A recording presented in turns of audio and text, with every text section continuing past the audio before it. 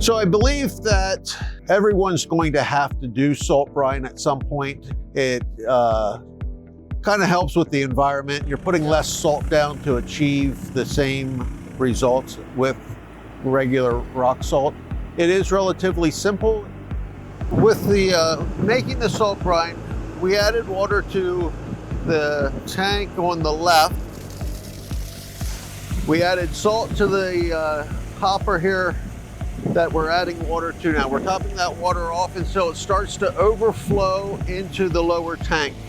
At that point, we will start the brine maker up, and it's going to start working all that salt and water, mixing all that together until the salt is dissolved.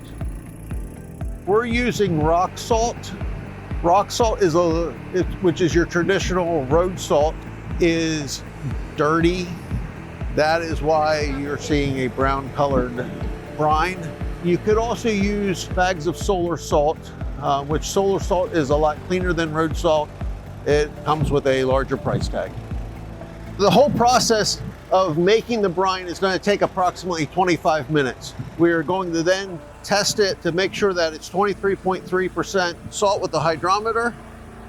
If we do not reach the 23.3, we will add more salt until we do. If it becomes too much, we add water to dilute to bring it back down to 23.3. When we reach that, we will offload the brine into our totes for storage. Right now, the way we're applying it is we're applying it with the totes. A tote, 250 gallons, gets 6 lane miles. 3 miles out, 3 miles back the opposite direction. We run a 2-man crew while applying that.